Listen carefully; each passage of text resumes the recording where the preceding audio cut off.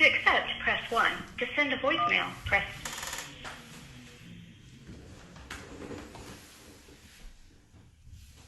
Hello. Hello. Yeah, hi, can you hear me? Yeah. So, I'm speaking to Meghna. Yeah, this is Meghna. I was just waiting for your call. Thanks for calling. Thank you. Okay. So we do have a technical interview between now and maybe for 30 minutes, right? So can we go ahead? Yeah, sure, yeah, go ahead.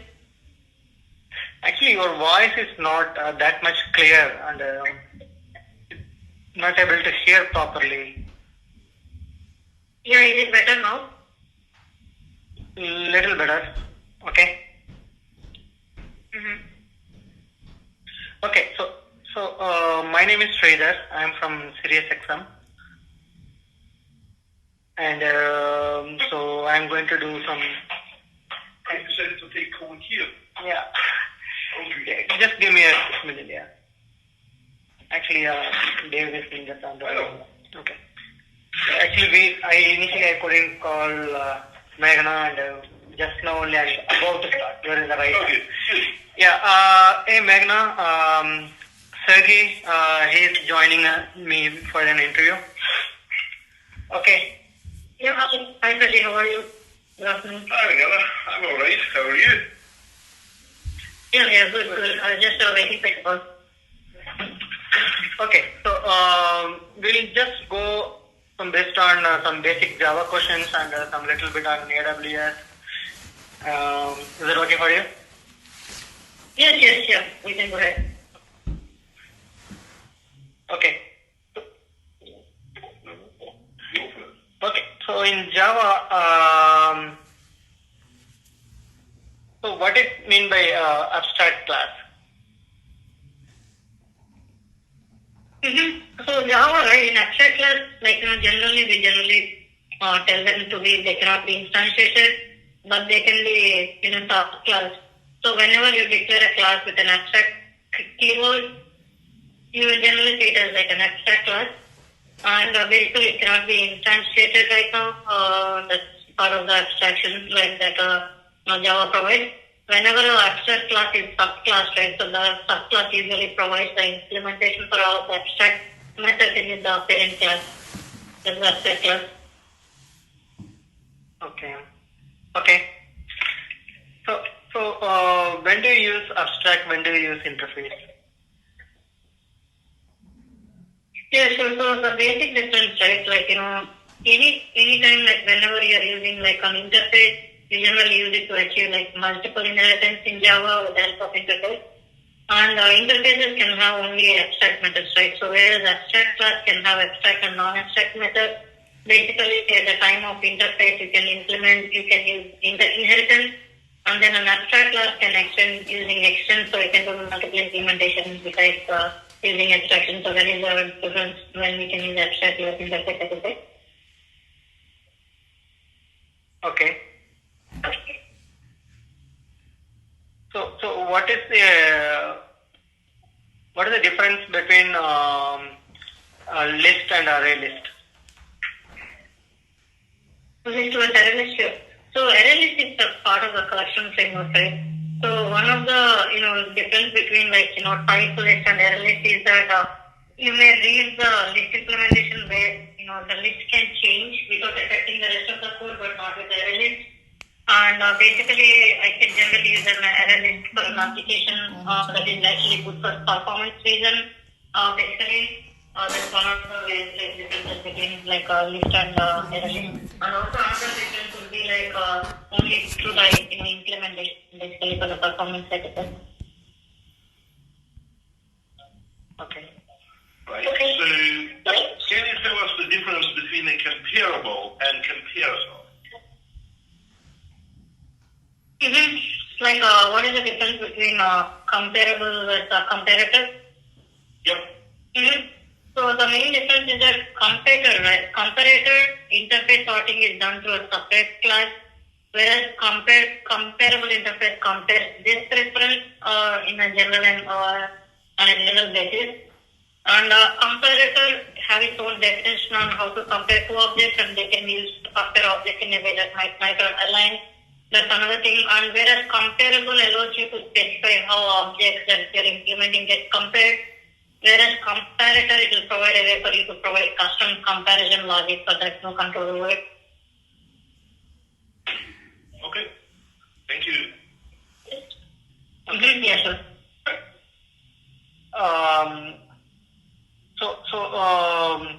Have you used any collections? Yes, sir. So, can you list couple of collections and then tell me why you have used it? I work with set, list, queue, particularly like linked list, tree set, those kind of things that I've actually done as part of the Java collection. And also I work with hash set, linked hash set as well, basically. So, one of the famous ones, generally we call it as like a hash set, right? So I was actually using hash set and tree set to kind of like set up the initial data structure, which is like using the hash table basically to kind of like implementing the set interface to code elements, to kind of implement unique elements and using the hash set collection. Okay.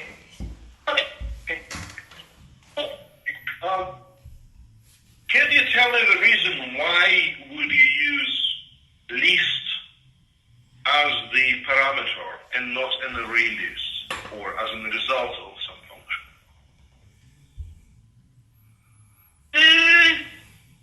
So basically why you use array list instead of array list is that you don't have to mention the size of the array list while creating its object basically, and array list is unsynchronized.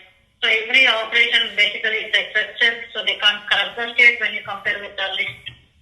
So that's why you kind of like use a list, because list is an interface, right? Whereas array list is a class. So that's one of the reasons. So you mentioned synchronized and not synchronized. So what is the difference between the array list and a vector? So the array list compared with the vector, the main difference, right? So vector is very similar to array list, but vector is synchronized. Whereas array list is a better choice. For example, if your program is thread-safe, and vector, right, each time it doubles its array size, whereas array list only grows 50% of the size each time. Fair enough. So if you need a collection, let's say the map, to work in the multi-threaded environment, which class implementing the map interface would you use? So if you wanted to store more than one string in a particular map, you can use like a hash map, where you can generally store the value for that. Basically, that's where you can store the hash map like string and then use that. But is cache map thread safe? What is it? Is hash map thread safe? Is Yes, thread safe or not? So it's actually, thread safe for different keys. Basically, a hash map that is updated without the synchronization will break even. So you have to use a concurrent hash map for thread safety, but not the hash map. You have to use concurrent hash map. Okay, thank you. Okay. Okay, thank you very much. So, what is the final keyword in Java? Why we use that? So basically, right, why you use final is, it's more like a non-access identifier modifier. You can generally use final for a variable or a method or a class. It just makes sure that that it's like static and you can't change the values basically. If you declare it a variable as a final, right, its value can't be modified or it remains a constant. That's how you can initialize a final variable. And basically you can use it for the class as well. When you have a class that is declared final keyword, it is called a final class. So this class cannot be extended, basically inherited as a set. That's why you can use the final. Okay. Okay. So if I define a map as a final, hash map as a final, okay? So I'm going to create a hash map variable which is defining as a final. So can I add element to that? So you can't make the reference point to a different hash table. Once the reference is final, right, the hash map method can be just called for non-final reference, so it can be unmodifiable.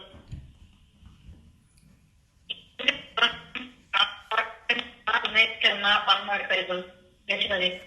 Okay. Okay, now my question is, once you define a hash map as a final, once you give the reference, so can I add element or remove element? No. Actually, I would say final is not applied for a hash map, but once it is done, it means unmodifiable. Okay. Unless the object is immutable, right? So, yeah. Okay. Okay, so we kind of covered the job grind. Let us talk a little bit about microservices. Can you tell the difference between the web service and the microservice? So I have pretty solid experience of creating microservices using Apache CXF and Apache Carol. So the web service, right, it's a way to expose the functionality of the application to other applications without the user interface. So it has something like HTTP methods like get, post, put, or delete. So web service is more like a connection technology that you can connect the services in a service-oriented architecture.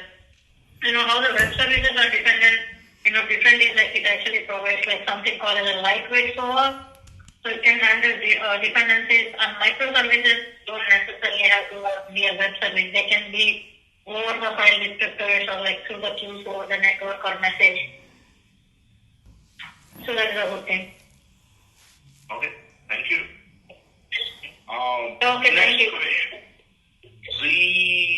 Typically, in the new paradigm of programming for the microservices, people use the words test-driven development. So what test-driven development means to you? So it means that it is a software development process where you are kind of replicating the code, like when you write the program for development, right? You actually write a test code. Basically, for test-driven development, I was using JUnit, Mockito, and Power Mockito. So I was kind of like working with TDD to write a new functional code at the same time. So we're relying on the definition, so that's the TDD. Alright, thanks. Okay. So you developed SOAP-based web services? Yeah, I work with SOAP UI to kind of develop web services. No, I'm asking, so have you developed any new web services in SOAP-based one or REST-based one? Yeah, both REST as well as SOAP. I work with, I was using Jersey as well as Jack service for development of REST, but I also worked on creating SOAP web services as well in Java. Okay, So I was using Jack. Okay, what's the difference between SOAP web services and REST services? Yeah, REST requests are stateless, they are cacheable, they support both JSON and XML. SOAP support XML, it provides good security over WSDL, web service description language, custom security implementation using WS Atomic, basically. Those are like some differences. Okay. Okay. Pretty sure we exhausted the two. Yeah. Actually, we are done with our questions. You were very fast in your answers, so thank you for providing the short and concise answers to things. So we are nearing the end of what we have for the phone screening. So do you have any questions for us? Yeah, thank you. Thank you for taking your time to talk to me. One quick question is, what is your team size? Team size, basically we do the agile methodology, it varies. So approximately 6 to 10. It could be anything. So there is the big super team which consists of dozens of people, and there is the smaller teams which are working on specific tasks, and they are and the stories, and they are typically by 6 to 10 people, averaging about 8 maybe. Okay, alright, yeah. That sounds pretty good. Cool. Thank you. Okay. Thank you. Okay. Is there anything else we can answer? Yeah, I think that's pretty much from my side. Thank you. Okay, cool beans. Thank you very much for your time. Have a good rest of the day. Bye.